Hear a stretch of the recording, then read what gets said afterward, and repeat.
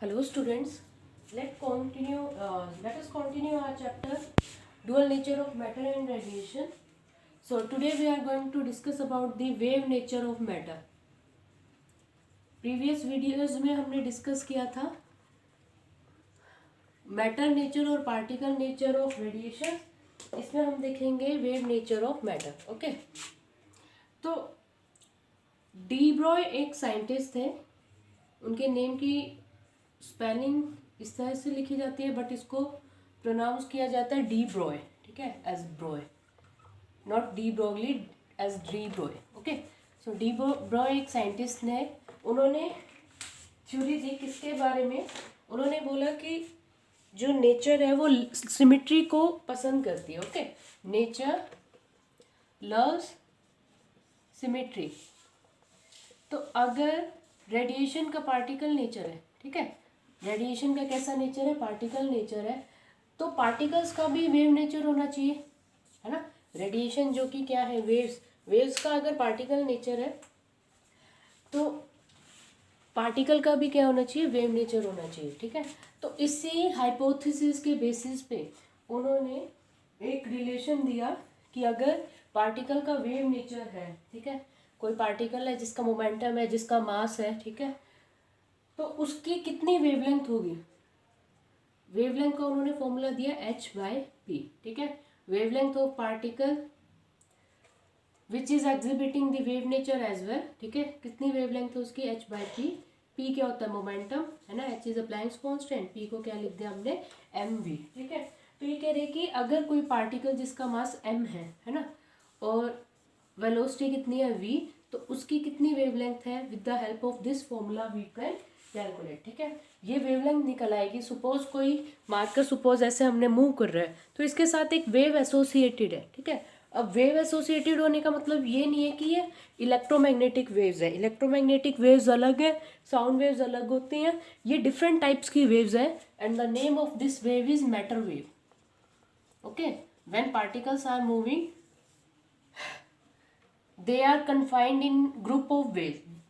जैसे कोई सपोज ये मार्कर मूव कर रहा है तो ये मार्कर के सराउंडिंग में मैटर वेव्स प्रेजेंट है. ठीक है, मार्कर के सराउंडिंग में क्या है, मैटर वेव्स. उन मैटर वेव्स के अंदर किसी भी पॉइंट पे ये मार्कर प्रेजेंट हो सकता है. ठीक है, कोई भी मूविंग चीज़ है उसके साथ एक वेव एसोसिएटेड है. फॉर एग्जांपल इस मार्कर को मैंने थ्रो किया तो इसके साथ एक वेव एसोसिएटेड है. ठीक है, और जो ग्रुप ऑफ वेव्स बनेगा इसके सराउंडिंग में, उस ग्रुप ऑफ वेव्स में कहीं पे भी मार्कर प्रेजेंट हो सकता है. यानी पार्टिकल की लोकेशन हमारी किसी भी पोजीशन पे हो सकती है. सही है, तो इस रिलेशनशिप को बोलते क्या है, लैम्डा इक्वल्स टू h/mv को डी ब्रॉय रिलेशन. ठीक है, क्या बोलेंगे इसे, D Broglie relation. D Broglie relation किसके बारे में है कि जो पार्टिकल जिसका मास m है और v वेलोसिटी से मूव कर रहा है तो उसके साथ एक एसोसिएटेड वेवलेंथ है. ठीक है, अब ये देखो, अगर पार्टिकल की वेलोसिटी जीरो है, रेस्ट पे है, अगर पार्टिकल की वेलोसिटी जीरो है तो लैम्डा कितना होगा, जीरो इंटू समथिंग मास क्या हो जाएगा, जीरो ही रहेगा. तो anything by zero will be क्या होगा, इनफाइनाइट. ठीक है, तो एक कोई ग्रुप ऑफ वेव है सपोज, बट उसकी जो वेवलेंथ है इनफाइनाइट आ जाएगी. ठीक है, v इक्वल्स टू कितना हो गया, अगर जीरो, यानी अगर ऑब्जेक्ट रेस्ट पे है तो उसकी वेवलेंथ क्या है, इनफाइनाइट है. ठीक है, वेवलेंथ तभी एसोसिएटेड है, मतलब इस तरह से कहीं वेव बन रही होगी ना, वेवलेंथ इनफाइनाइट का मतलब जो एक वेव स्टार्ट हुई डिस्टर्बेंस और वो कंप्लीट डिस्टर्बेंस को पूरा करने में इनफाइनाइट डिस्टेंस ट्रेवल करेगी. ठीक है, तो रेस्ट मास के ऑब्जेक्ट के लिए वो इनफाइनाइट वेवलेंथ है. ठीक है, यानी ऑलमोस्ट वेवलेंथ इसके सराउंडिंग में होगी नहीं. ठीक है, उसके बाद देखो, यही रिलेशन हम फोटोन पे अप्लाई करके भी निकाल सकते हैं. ये किसके लिए रिलेशन है, मैटर के लिए ना. फोटोन क्या है, यही रिलेशन हम किसके लिए निकाल सकते हैं, फोटॉन्स के लिए निकाल सकते हैं. फोटॉन्स किसका पार्ट है, ईएम वेव्स का, यानी रेडिएशन से भी यही रिलेशन हमारा क्या हो रहा है, प्रूव हो रहा है. ठीक है, तो देखो फोटोन का जो मोमेंटम होता है वो कितना होता है, फोटोन का मोमेंटम h/c. ठीक है, फोटोन जो है उसका मोमेंटम है. ठीक है, वैसे तो मूविंग पार्ट, क्लासिकल मैकेनिक्स क्या कहती है कि मूविंग पार्टिकल जिसका मास है तभी मोमेंटम होगा ना. देखो क्लासिकल मैकेनिक्स में p इक्वल्स टू क्या होता है, mv. तो अगर मास है तभी मोमेंटम होगा, सही है। बट फर्दर आगे स्टडीज़ हुई तो उसमें हमें क्या पता चला कि मोमेंटम के लिए मास का होना ज़रूरी नहीं है, ठीक है। मोमेंटम के लिए मास का होना ज़रूरी नहीं है। मोमेंटम रेडिएशंस में भी होता है, जब वो वेव की तरह बिहेव कर रही है, मोमेंटम रेडिएशंस में भी है, ठीक है।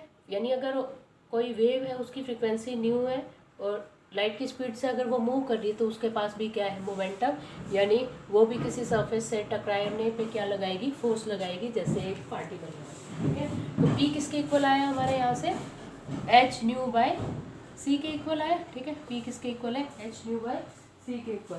तो एच बाई पी किसके इक्वल हो जाएगा, एच बाई पी ले लो यहाँ से, एच बाई पी किसके इक्वल आ गया, सी बाई न्यू के इक्वल, ठीक है। एच बाई पी किसके इक्वल आया, सी बाई न्यू के equal. But C by nu किसके इक्वल होता है, वेवलेंथ, है ना।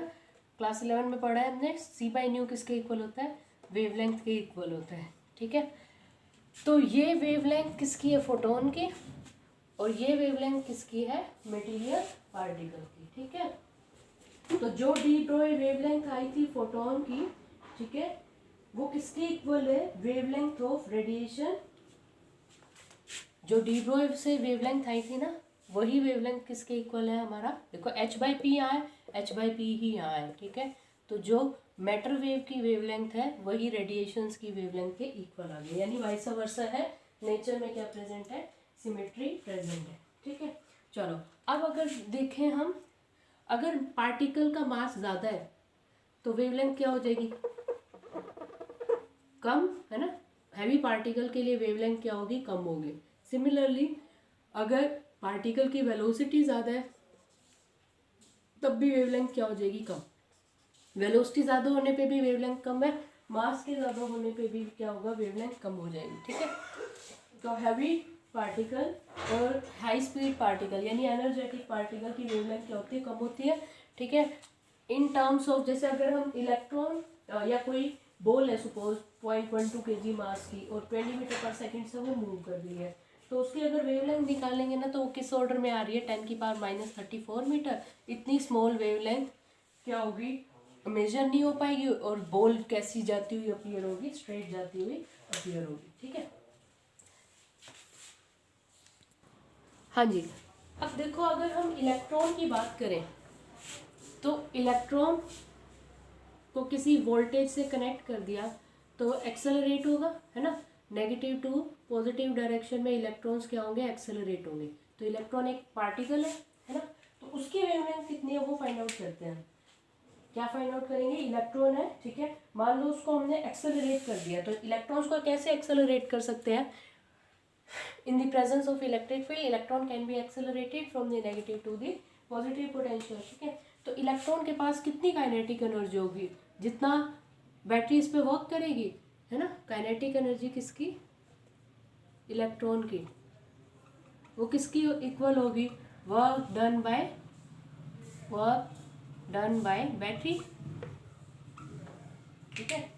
इलेक्ट्रॉन्स की काइनेटिक एनर्जी किसके इक्वल होगी, वर्क डन बाय बैटरी। और वर्क डन किसके इक्वल होता है, इलेक्ट्रॉन के लिए ईवी के इक्वल हो जाएगा, ठीक है। वर्क डन का क्या फॉर्मूला होता है, देखो क्यू इंटू वी पोटेंशियल में कितना वर्क होगा, W equals to q into V. और सिंगल इलेक्ट्रॉन की बात करें तो क्यू की जगह क्या आ जाएगा, ई इंटू वी। तो काइनेटिक एनर्जी इलेक्ट्रॉन की कितनी आ गई, e into V if it is present in V potential difference, ठीक है। अब ये देखो कि हमारे पास काइनेटिक एनर्जी का फॉर्मूला होता है पी स्क्वायर बाय 2 है। तो यहाँ से मोमेंटम की वैल्यू क्या आ जाएगी, √2m times of kinetic energy, है ना, 2m times of kinetic energy. तो मोमेंटम क्या है, यहाँ से काइनेटिक एनर्जी की वैल्यू पुट कर देते हैं, कितनी है, ई इंटू वी, ठीक है, ई इंटू वी। तो वेवलेंथ निकालनी थी ना हमें इलेक्ट्रॉन की, पार्टिकल की वेवलेंथ निकालने का क्या फॉर्मूला है, डी ब्रोई ने इक्वेशन दी है हमारे पास, एच बाई पी, है ना। डी ब्रोई इक्वेशन क्या कहती है, lambda equals to h by p. So h is Planck's constant, इसकी वैल्यू हमें पता है। मोमेंटम कितना आ गया, √2mE_v। यहाँ मास किसका लेंगे, इलेक्ट्रॉन का मास लेंगे। तो 2 कांस्टेंट, एच की वैल्यू हमें पता है, ई चार्ज ऑन इलेक्ट्रॉन। तो इन सबको सोल्व करके ना क्या आ जाएगा, 1.227 डिवाइडेड बाय √v वोल्ट, है ना। तो ये इलेक्ट्रॉन की क्या आ गई, वेवलेंथ आ गई, ठीक है। किस यूनिट में, ये आ जाएगी हमारी नैनोमीटर, ठीक है। किस यूनिट में है ये? नैनोमीटर में। यानी अगर वी वोल्ट में अगर इलेक्ट्रॉन एक्सेलरेट हो रहा है ना, तो उसकी भी वेवलेंथ है, और वो कितनी है? 1.227 बाई रूट वी। जितनी वोल्टेज अप्लाई करेंगे उसके कॉरस्पॉन्डिंग क्या आएगी? वेवलेंथ, ठीक है। मोमेंटम निकाल लिया हमने। मोमेंटम क्या होता है? √2m के कितना होगा इलेक्ट्रॉन का? E into V. ये इसमें हम पुट कर देंगे, ठीक है। तो ये किसकी वेवलेंथ निकल आई? इलेक्ट्रॉन की wavelength which is accelerating in a potential of V volt, ठीक है। चलो उसके बाद देखो कि इलेक्ट्रॉन के साथ मतलब एक क्या एसोसिएटेड है। जैसे सपोज अभी इलेक्ट्रॉन एक्सेलरेट कर रहा है, कैसे एक्सेलरेट कर रहा होगा? इन दी इलेक्ट्रिक फील्ड, ठीक है। इलेक्ट्रिक फील्ड में इलेक्ट्रॉन्स क्या कर रहे होंगे? एक्सेलरेट कर रहे होंगे, ठीक है।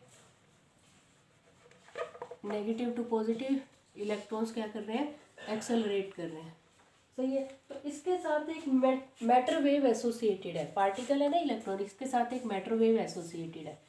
अब ये देखो जो मैटर वेव है ना, वो स्पेस में इन्फिनिटी तक एक्सटेंडेड नहीं है, ठीक है। मैटर वेव क्या है? ग्रुप ऑफ वेव है। मैटर वेव क्या है? ग्रुप ऑफ वेव, ठीक है। और वो थोड़े से स्पेस में ही प्रेजेंट है। तो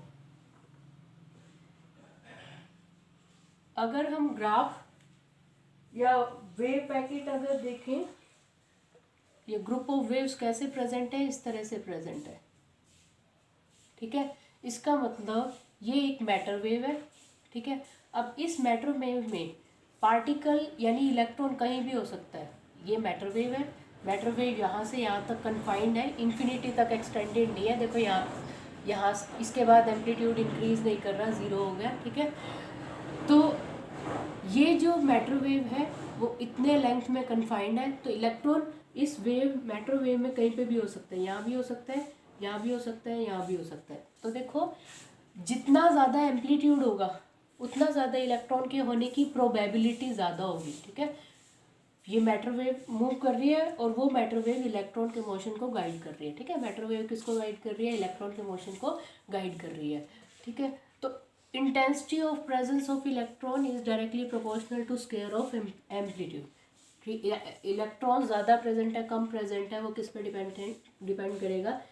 एम्पलीट्यूड के स्क्वायर पे डिपेंड करेगा। जितना ज़्यादा एम्पलीट्यूड उतना इलेक्ट्रॉन के होने की प्रोबेबिलिटी उतनी क्या हो जाएगी? इंक्रीज कर जाएगी, ठीक है। उतनी क्या कर जाएगी? हमारी इंक्रीज कर जाएगी। अब हम डेफिनेट इसकी पोजीशन बता नहीं सकते। डेफिनेट क्यों नहीं बता सकते? क्योंकि एक हमारे पास है हाइजेनबर्ग अनसर्टेनिटी प्रिंसिपल। हाँ जी, एक हमारे पास क्या है? Heisenberg uncertainty principle.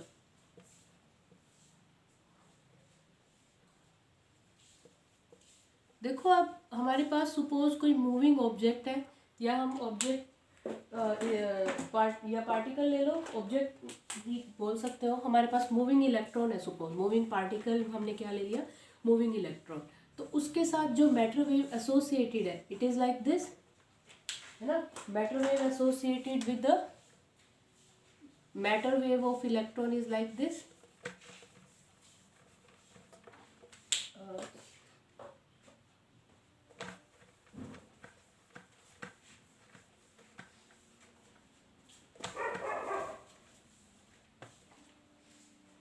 Yes, matter wave associated with electron is something like this, ठीक है। अब ये कह रहे हैं कि अगर हम बोलें कि इस मैटर वेव में जो यहाँ से यहाँ तक प्रेजेंट है, इसमें इलेक्ट्रॉन कहाँ प्रेजेंट है? एग्जैक्टली कहाँ प्रेजेंट है? हाइजेनबर्ग कहते हैं कि वो हम एक्चुअल में रियलिटी में फाइंड आउट नहीं कर सकते। क्योंकि अगर मैटर वेव कब एसोसिएटेड होती है? जब पार्टिकल मोशन में हो, है ना। मैटर वेव कब एसोसिएटेड है? जब पार्टिकल मोशन में है। अगर पार्टिकल रेस्ट पे है तो उसकी इनफाइनाइट वेवलेंथ हो जाती है, ठीक है। तो फाइनाइट वेवलेंथ की मैटर वेव कब होगी? जब पार्टिकल क्या है? मोशन में है, ठीक है। चलो अब अगर पार्टिकल मोशन में है तो उसका मोमेंटम होगा, है ना। पार्टिकल अगर मोशन में है तो उसका मोमेंटम है, और पार्टिकल अगर मोशन में है तो उसकी कोई ना कोई पोजीशन होगी। तो हाइजेनबर्ग क्या कहते हैं कि अगर आप पोजीशन फाइंड आउट करोगे ना, तो हम उसकी डेफिनेट मोमेंटम नहीं बता सकते, ठीक है। और अगर मोमेंटम डेफिनेट पता है तो हम उसकी पोजीशन नहीं बता सकते। देखो क्या कहते हैं कि हम स्पेसिफिकली इस मैटर वेव में इलेक्ट्रॉन कहाँ प्रेजेंट है, यहाँ प्रेजेंट है, यहाँ प्रेजेंट है, यहाँ प्रेजेंट है, ये क्या बता रहे हैं, इलेक्ट्रॉन के होने की प्रोबेबिलिटी बता रहे हैं। जितनी ज़्यादा इंटेंसिटी उतने होने के चांसेस ज़्यादा है, ठीक है। बट एक्चुअल में इलेक्ट्रॉन यहाँ भी हो सकता है, यहाँ भी हो सकता है, ठीक है। जैसे अगर लूडो के खेल में 1 to 6 में से कोई भी नंबर होने के चांसेस आते हैं ना, हम ये नहीं बोल सकते कि हर थ्रो में 6 नंबर आ जाएगा। सिमिलरली इलेक्ट्रॉन के होने की प्रोबेबिलिटी बता सकते हैं, ठीक है। ज़्यादा प्रोबेबिलिटी यहाँ है, बाकी यहाँ से लेके यहाँ तक कि मैटर वेव में कहीं पे भी इलेक्ट्रॉन हो सकता है, ठीक है। तो ये कहते हैं, हाइजेनबर्ग क्या बोलते हैं कि अगर आप साइमल्टेनियसली यानी एक साथ इलेक्ट्रॉन की पोजीशन बता रहे हो और इलेक्ट्रॉन की मोमेंटम बता रहे हो तो तुम कभी एग्जैक्ट नहीं बता सकते। या इसको अदर लैंग्वेज में बोल लें कि there is always uncertainty in position and uncertainty in momentum, ठीक है। डेल एक्स क्या है, uncertainty in position, uncertainty in position. Del x position नहीं है कि अनसर्टिनिटी इन पोजीशन है। डेल पी क्या है, अनसर्टिनिटी इन मोमेंटम। उन्होंने बोला कि इन दोनों अनसर्टिनिटीज को मिला के इनका अगर प्रोडक्ट कर दे तब हमारे पास क्या आती है, एक फाइनाइट वैल्यू आती है। Del x into del p कर दे तो हमारे पास एक फाइनाइट वैल्यू आएगी which is equals to h cross, ठीक है, which is equals to h cross. H cross क्या है, एच बाय 2 पाई, ठीक है। एच क्रॉस क्या है, एच बाय 2 पाई। अगर आप पोजीशन स्पेसिफाई कर रहे हो और अगर आप मोमेंटम स्पेसिफाई कर रहे हो तो दोनों में, दोनों साइमल्टेनियसली या एग्जैक्ट पोजीशन और एग्जैक्ट मोमेंटम नहीं बता सकते। There is always a uncertainty related to it. और दोनों की अनसर्टिनिटी का प्रोडक्ट जो है, अनसर्टिनिटी कितना पोजीशन में अनसर्टिनिटी है, कितनी मोमेंटम में अनसर्टिनिटी है, इन दोनों को मल्टीप्लाई कर दो तो वो एक वैल्यू के इक्वल है, फाइनाइट वैल्यू के equal, H by H cross, ठीक है। अब देखो आपको एक चीज़ पता होगी कि 1/0 इज इक्वल्स टू क्या होता है, इन्फिनिटी, ठीक है। या कोई भी 1 ज़रूरी नहीं है, कोई भी नॉन ज़ीरो नंबर हो, सपोज 2 है, 2/0 भी क्या आ जाता है, इन्फिनिटी। तो एच क्रॉस तो देखो एक फाइनाइट वैल्यू है, एच क्रॉस क्या है, एक फाइनाइट वैल्यू, ठीक है। एच क्रॉस क्या है, फाइनाइट वैल्यू। जैसे 2 एक फाइनाइट वैल्यू है तो अब देखो, या 1 एक फाइनाइट वैल्यू है तो 1 को ऐसे लिख दूँ 0 टाइम्स ऑफ इन्फिनिटी, ठीक है।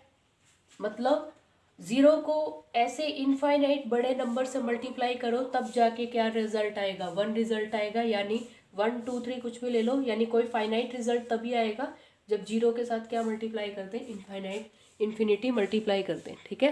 देखो 3/इन्फिनिटी भी क्या ले लो, क्या आएगा, 0 आएगा।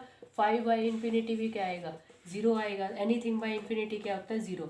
यानी कोई भी, जैसे 5 को ऐसे लिख दो 0 टाइम्स ऑफ इन्फिनिटी, तो कोई भी फाइनाइट वैल्यू कब मिल सकती है, कोई भी फाइनाइट वैल्यू कब मिल सकती है, जब 0 को किससे मल्टीप्लाई कर दें हम, इन्फिनिटी से मल्टीप्लाई कर दें, सही है। 0 को किससे मल्टीप्लाई करेंगे हम, इन्फिनिटी से मल्टीप्लाई करेंगे, ठीक है। तो हाइजेनबर्ग क्या कहते हैं कि सपोज आपको पोजीशन स्पेसिफाइड है, यानी पोजीशन पक्का पता है कि इलेक्ट्रॉन यहीं पे है सपोज, ठीक है। अगर आपने किसी तरह से ये पता कर लिया कि इलेक्ट्रॉन इसी पोजीशन पे है तो यानी अनसर्टिनिटी क्या होगी, 0। डेल एक्स क्या है, अनसर्टिनिटी। बट अगर आपको पोजीशन पता है तो आप सर्टेन होगे ना, श्योर है कि ये इसी पोजीशन पे है, तो अनसर्टिनिटी तो कितनी हो गई, 0, ठीक है। If x is known then del x will be 0, del x is 0, यानी अनसर्टिनिटी इन एक्स इज 0। तो अब देखो ये तो एक फाइनाइट वैल्यू है और डेल एक्स क्या हो गया, अगर एक्स पता है तो डेल एक्स क्या हो गया, 0। 0 इज एच क्रॉस क्या है, एक फाइनाइट वैल्यू, ठीक है। तो फाइनाइट वैल्यू रिजल्ट हमें कब मिलेगा, जब 0 के साथ किसको मल्टीप्लाई करें, इन्फिनिटी को। 0 तो डेल एक्स हो चुका है, ये रिलेशन देखो इसमें पुट कर रहे हैं, डेल एक्स को क्या पुट कर दो, 0, तो ज़ीरो को किससे मल्टीप्लाई करें कि एक फाइनाइट वैल्यू आए? तो अभी मैंने बताया ज़ीरो को इन्फिनिटी से मल्टीप्लाई करना पड़ेगा, तब क्या आएगी? एक फाइनाइट वैल्यू। वन एक फाइनाइट वैल्यू है, तो ये कब आया? जब ज़ीरो को किससे मल्टीप्लाई किया हमने? फाइनाइट वैल्यू से। तो वन रिजल्ट कब आएगा? जब ज़ीरो को हम इन्फिनिटी से मल्टीप्लाई कर देंगे, ठीक है। तो ये फाइनाइट वैल्यू है जस्ट लाइक वन, ठीक है। ये हाँ ज़ीरो है, तो ज़ीरो के प्रोडक्ट में क्या लेना पड़ेगा? इन्फिनिटी, यानी डेल पी क्या हो जाएगा फिर यहाँ पे? यानी डेल पी क्या है? अनसर्टेनिटी इन मोमेंटम, वो क्या हो जाएगी? इनफाइनाइट, ठीक है। अनसर्टेनिटी इन मोमेंटम क्या हो जाएगा? इनफाइनाइट। ज़ीरो, अगर एक्स की वैल्यू पता है तो डेल एक्स क्या हो गया? ज़ीरो हो गया। और ये तो फाइनाइट वैल्यू है, कुछ भी हो सकती है, बट ये फाइनाइट है, इनफाइनाइट नहीं है, ठीक है। तो अनसर्टेनिटी इन मोमेंटम क्या होना चाहिए? इनफाइनाइट, यानी अनसर्टेनिटी इन मोमेंटम, यानी मोमेंटम फिर पता नहीं लगेगा। इनफाइनाइट मोमेंटम है इसका, मोमेंटम ही नहीं पता कर पाएंगे, ठीक है। तो उन्होंने अपनी जो थ्योरी दी उसको मैथमेटिकल इक्वेशन में भी कन्वर्ट किया कि आप साइमल्टेनियसली दो वेरिएबल्स एक्स और पी नहीं बता सकते, ठीक है। अगर आप एक्स के बारे में श्योर है तो मोमेंटम की अनसर्टेनिटी इनफाइनाइट है। सिमिलरली अगर आपको मोमेंटम नोन है, if P is known, momentum known है, तो अनसर्टेनिटी इन मोमेंटम क्या हो जाएगा? ज़ीरो। अगर मोमेंटम पता है तो डेल पी तो अनसर्टेनिटी है ना, तो अनसर्टेनिटी इन मोमेंटम क्या होगा? ज़ीरो। तो यानी इस रिलेशन को अगर मैं दोबारा देखूँ तो डेल पी ज़ीरो, और ये क्या है? एच क्रॉस यानी एक फाइनाइट वैल्यू। तो डेल एक्स क्या होगा? देखो डेल एक्स क्या होगा? अनसर्टेनिटी इन मोमेंटम कितना हो गया? ज़ीरो। तो डेल एक्स क्या होना चाहिए? यानी यहाँ पर अब इन्फिनिटी, तभी ज़ीरो इंटू इन्फिनिटी का प्रोडक्ट ही क्या होता है? फाइनाइट वैल्यू, ठीक है। तो यानी डेल एक्स, अगर डेल पी ज़ीरो हो चुका है, आप मोमेंटम के बारे में श्योर है, तो डेल पी ज़ीरो, तो अनसर्टेनिटी नेक्स्ट क्या हो गया? इनफाइनाइट, ठीक है। तो यानी अगर मोमेंटम पता है अच्छे से तो जो पोजीशन हम स्पेसिफाई नहीं कर सकते, अनसर्टेनिटी पोजीशन की इन्फिनिटी तक पहुंच जाएगी, ठीक है। तो जो मैटर वेव है उसमें इलेक्ट्रॉन कहीं पे भी हो सकता है, यानी मैटर वेव में इलेक्ट्रॉन क्या हो सकता है? कहीं पे भी हो सकता है, ठीक है। तो कोई भी पार्टिकल है हैवी मास का पार्टिकल, उसमें वेव्स ऑब्जर्व क्यों नहीं होती? क्योंकि वो वेवलेंथ्स क्या है? बहुत छोटी है, और इतनी छोटी वेवलेंथ हमें फाइंड आउट नहीं कर सकते, ठीक है। हमारे में जैसे छोटे पार्टिकल्स यूनिवर्स में एग्जिस्ट करते हैं ना, हमारी आइज उसको एबल नहीं है देखने के लिए, इसी तरह से मैटर वेव्स भी एग्जिस्ट करती हैं। बड़े पार्टिकल्स की जो मैटर वेव्स हैं वो क्या है? बहुत छोटी हैं, 10⁻³ मीटर तक के ऑर्डर की भी चली जाती हैं। तो इतनी छोटी वेवलेंथ को हम मेज़र नहीं कर सकते, ठीक है। देखो ये अभी तक रिसर्च बेस्ड कॉन्सेप्ट ही है, ठीक है, कि मैटर्स के साथ वेव एसोसिएटेड है, यानी मैटर किसकी तरह बिहेव कर रहा है? वेव्स की तरह बिहेव कर रहा है। ये अभी तक रिसर्च का कॉन्सेप्ट है, बट इसको इंक्लूड किया हुआ है थ्योरी को, इसी थ्योरी को मान के चलते हैं जो हम स्टडी कर रहे हैं, ठीक है। क्या कि डी ब्रोई इक्वेशन को लेते हैं हम, that lambda equals to h/mv। Moving electron की कितनी वेवलेंथ है वो भी हमने फाइंड आउट की, और यही वेवलेंथ किससे इक्वल है? फोटोन की वेवलेंथ के इक्वल, यानी मैटर की वेवलेंथ और रेडिएशंस की वेवलेंथ क्या है? इक्वल है हमारे पास, ठीक है। अब ये देखो, ये है वेव पैकेट का डिस्ट्रीब्यूशन, ठीक है। जो भी वेव्स होती हैं उनकी वेव पैकेट होती है ना, तो ये मैटर वेव का डिस्ट्रीब्यूशन है। अब इस मैटर वेव में एक क्या है? ग्रुप ऑफ वेव्स है, बट ये बेनिफिशियल है कि जो ग्रुप ऑफ वेव्स है वो फाइनाइट एरिया में, ठीक है। ग्रुप ऑफ वेव्स किसमें है? फाइनाइट एरिया में है। तो ग्रुप ऑफ वेव्स क्या है हमारे पास? फाइनाइट एरिया में है। तो उससे क्या बेनिफिट है हमारे पास कि इलेक्ट्रॉन सपोज यहाँ पे कहीं पे भी एसोसिएटेड हो सकता है, ठीक है। तो अगर हमें पोजीशन पता है, इफ एक्स इज नोन, तो अनसर्टिनिटी क्या हो जाएगी? ख़त्म हो जाएगी। बट अभी हमने ये मैथमेटिकल रिलेशन दिखा कि any finite quantity by zero क्या होता है? Result infinity. तो 1 = 0 टाइम्स ऑफ इन्फिनिटी, ठीक है। तो देखो एच क्रॉस क्या है? एक फाइनाइट वैल्यू। तो फाइनाइट वैल्यू हमें कैसे रिजल्ट में मिल सकती है? जब जीरो के साथ क्या मल्टीप्लाइड हो? इनफाइनाइट। तो अगर एक्स नोन है तो डेल एक्स क्या हो जाएगा? ज़ीरो हो जाएगा। अनसर्टिनिटी मोमेंटम की फिर क्या होगी? इनफाइनाइट। यानी फिर आप स्पेसिफाई नहीं कर सकते कि पार्टिकल किस पोजीशन पे क्या है, प्रेजेंट है, ठीक है। उसके बाद देखो, अगर डेल एक्स किसके इक्वल हो जाता है, इन्फिनिटी को अप्रोच कर रहा है, ठीक है। अनसर्टेनिटी जो पोजीशन की है वो किसको अप्रोच कर रही है, इन्फिनिटी को। तो अनसर्टेनिटी मोमेंटम की क्या हो जाएगी, जीरो हो जाएगी, ठीक है। और देखो मोमेंटम नोन है तो अनसर्टेनिटी मोमेंटम की खत्म होगी, यानी पोजीशन फिर आप बिता नहीं सकते, पोजीशन क्या हो जाएगा, इन्फिनिटी तक कहीं पे भी इलेक्ट्रॉन या मैटर वेव प्रेजेंट हो सकती है। So this was all about dual nature of matter and radiation. Thank you, and tomorrow we are going to start the next chapter, which is atom. Thank you.